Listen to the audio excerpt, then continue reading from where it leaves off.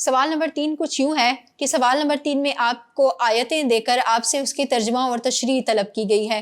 सवाल है कि मुंदरजा झेल इबारात का मफहूम तहरीर कीजिए। तो जब भी आप किसी आयत का मफहूम तहरीर करेंगे तो लाजमी बात है कि आपने सबसे पहले उसका तर्जुमा तहरीर करना है। तर्जुमा तहरीर करने के बाद आप उसकी तशरीह करेंगे, यानी उस आयत की वजाहत करेंगे, उसका मफहूम बयान करेंगे। तशरीह में जैसा कि मैं आपको पहले भी एक्सप्लेन कर चुकी हूँ कि आपने सूरा का नाम लिखना है, फिर अगर सबब नज़ूल मतलूब हो यानी किसी आयत का पता चल रहा हो कि उसका सबब नज़ूल बताना है तो आप उसका सबब नज़ूल बता देंगे। सियाको सबाक अगर समझ आती है कि इसका सियाको सबाक बताए बगैर आयत का मफहूम मुकम्मल नहीं होता तो आप उसका सियाको सबाक भी बयान कर दीजिए। फिर उसके बाद आयत की मुख्तसर वजाहत कर दें, जो भी आपको उस आयत से मतलब समझ में आ रहा है, और उस वजाहत के बाद अगर मुमकिन हो तो आज के दौर में उससे आपको जो सबक हासिल हो रहा है अपनी ज़िंदगियों में किस तरह से उस आयत को और उसके अहकाम को हम इम्प्लीमेंट कर सकते हैं, आपने वो बयान कर देना है। इस तरह आपकी आयत की तशरीह मुकम्मल हो जाएगी और मफहूम भी बिल्कुल वाज़ेह हो जाएगा। बढ़ते हैं इस सवाल में दिए गए आयतों की जानिब। तो पहली आयत है या अय्युहल्लज़ीना आमनू इज़ा लक़ीतुम फ़िअतन फ़स्बुतू वज़्कुरुल्लाह कसीरन लअल्लकुम तुफ़्लिहून। इस आयत को मैंने अपने लेक्चर में अच्छी तरह से एक्सप्लेन कर दिया है। ये वही आयत है जिसमें अल्लाह ताला मोमिनों को मुखातिब करते हुए उनको मैदान जंग में साबित कदमी और ज़िक्र इलाही का एहतमाम करने की तरगीब दी जा रही है। जैसा कि 3 आयत में अल्लाह ताला ने मुसलमानों को हदायत दी, कुछ अवामिर थे, कुछ नवाही थे, कुछ बातों को करने का हुक्म दिया और कुछ बातों से रोका।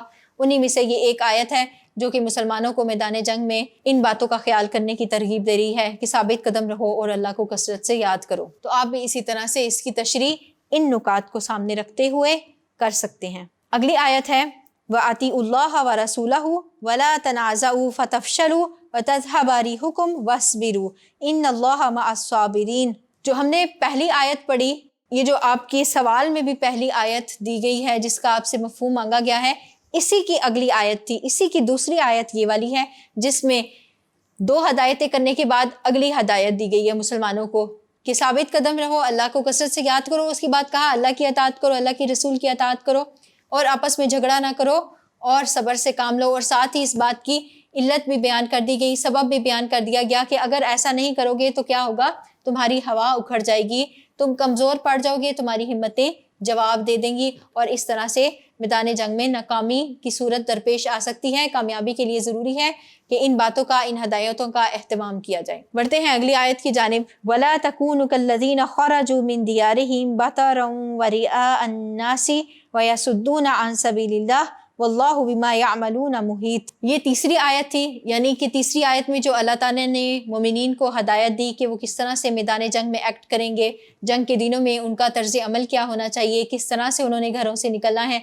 तो यहाँ पर कुफार की मिसाल देते हुए समझाया और मैंने आपको इसका पस मंज़र भी बताया था। यहाँ पर आकर इसका सबब नज़ूल आपने लिखना है कि इस आयत का पस मंज़र, इसका सबब नज़ूल कुछ इस तरह से है कि अबू जहल, जब अबू सुफियान ने उसको कहा कि वापस आ जाओ, हम मक्का कामयाबी से बाहिफाजत लौट चुके हैं, तो उसने फ़ख्र और गुरूर का मुजाहरा किया कि नहीं, हम तो आज मुसलमानों पर गलबा हासिल करके ही आएंगे, हम तो अब मैदान बदर में ढोल पीटेंगे, हमारी औरतें नाचेंगी, हम गाएंगे, हम मिठाइयाँ खाएंगे, हम ताम खाएंगे, हम ज़ियाफ़त करेंगे अरबों की। तो इस तरह से उसने फ़ख्र और गरूर का मुजाहरा किया। इसके अलावा जब वो अपने घरों से निकले थे तो वो इतराते हुए निकले थे, यानी अपने असबाब पर, अपने माल पर और अपनी तादाद पर उन्होंने फ़ख्र और गरूर का मुजाहरा किया। तो अल्लाह ताला ने इस आयत में मुसलमानों को इस तरह का तर्ज अमल करने से रोका है। इसी तरह से आपने आयात की तशरीह करनी है, उसको बयान करना है, तो आपका जवाब इफ़ेक्टिव होगा और आपके अच्छे नंबर आ सकेंगे। इसके साथ ही मश्क का इख्तिताम होता है। tutoria.pk से आपकी इस्लामियात इंस्ट्रक्टर रज़िया निसार आपसे इजाज़त चाहती है। अस्सलामु अलैकुम व रहमतुल्लाहि व बरकातुहू।